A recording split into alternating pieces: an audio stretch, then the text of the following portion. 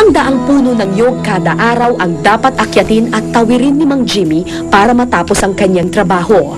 Sa kabila ng katandaan at sa kabila ng peligro, patuloy si Mang Jimmy sa trabahong ito. Kuya, ayos lang kayo? Ayos lang. Baka nahihilo-hilo kayo Ma'am, hindi pa. Hindi pa? Hindi pa. Ayos lang. Wala kasi ni isa sa kanyang 11 anak ang sumunod sa kanyang yapak. Anak, huwag na. Meron bang hanap buhay pa? Mahirap umakyat. Pag umulan, madulas ang katawan ng nyog.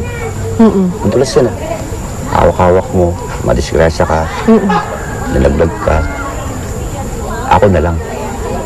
Kaya ko pa naman eh. Bagamat kultura na sa liliw ang paglalambanog, si Mang Jimmy piniling tapusin sa kanya ang peligrosong tradisyon. Delikado buhay niyan. Paa namin sa orthopedic, isa sa cemeteryo. Makalipas ang 1 oras, nakababa rin si Mang Jimmy at ako nakahinga na rin ng matiwasay. Pagkatapos ng trabaho, diretso inom na naman ang mga kalalakihan. Pahaba ng buhay! Nalaman kong birthday pala ni Lolo Fredo ng araw na iyon. Ba't kayo umiiyak? Natutuwa, birthday niya. Sagot mo lang, chibog, sagot nyo, lambanog. Okay.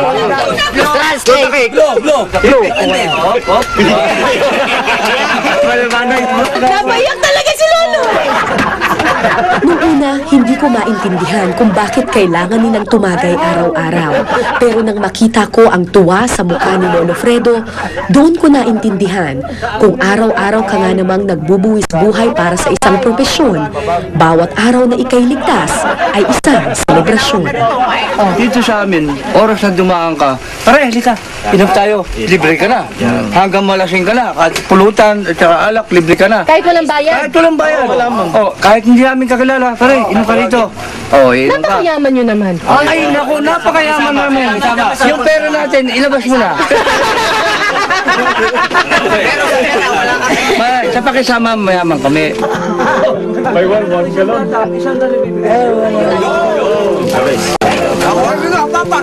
Inabot na kami ng dilim sa Tagayan. Sa kabilang kubo naman, nakitagay na rin ang mga kababaihan.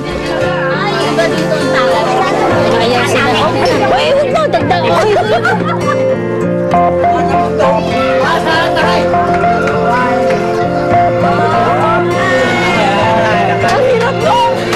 Mahaba pa ang gabi pero kailangan ko nang magpaalam. Britney mo kape, ka? Isa lang. Isa lang. Happy birthday, Polo! Happy birthday! Okay, happy birthday po.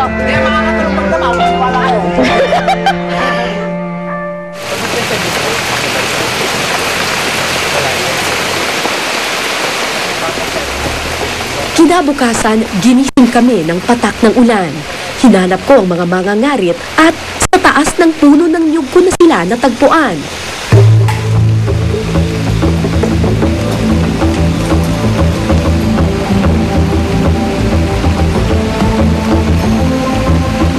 Sinubukan kong umakyat sa isa sa mga puno ng niyog. Dahil sa ulan, madulas ang aking kinakapitan. Hindi biro ang umakyat sa puno ng niyog. Masakit sa kamay at paa, lalo na kung hindi ka sanay. Ilang beses akong muntikan ng malaglag. Mabuti na lang at may safety harness na nakakabit sa akin.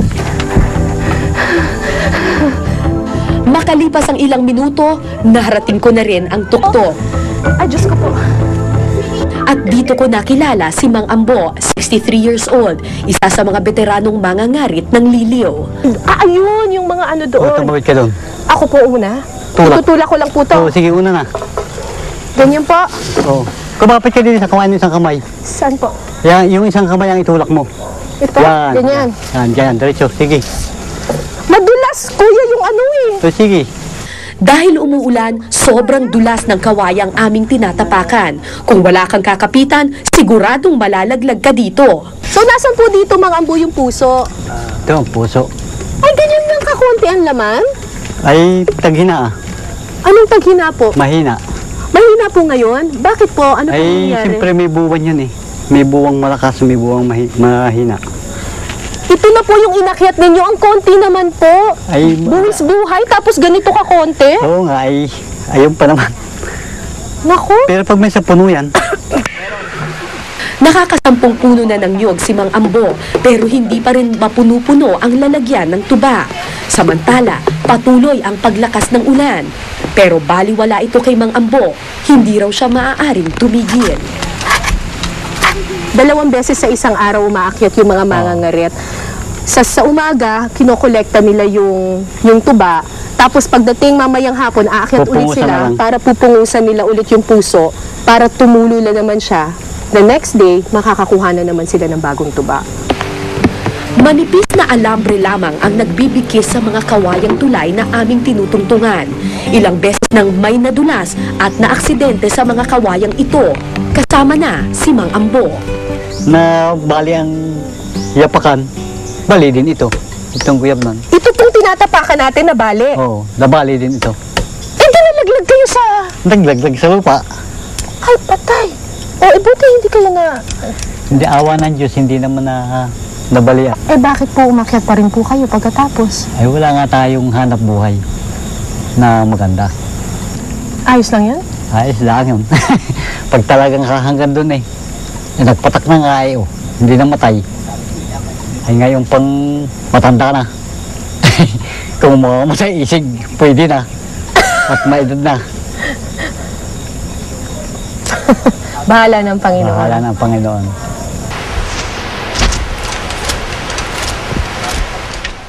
Ang trabahong ito ang bumuhay kay Mang Ambo at sa kanyang mga anak sa loob ng mahigit 4 na dekada. Sa pagpasok niya sa trabahong ito, niyakap na rin niya ang panganib. Di pa. Minahal niyo na rin po itong trabahong ito. Oo naman. Dahil diyan nagpalak ng mga anak. Ito ang bumuhay sa inyo. Ito ang bumuhay din. E di pati sa magulang. Di mahalin natin yan. Kahit na ito rin ang posibleng makapatay sa inyo. Oo.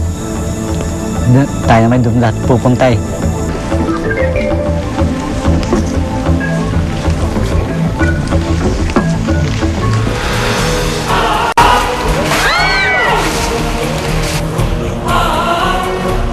Ito, ano yung mga ba?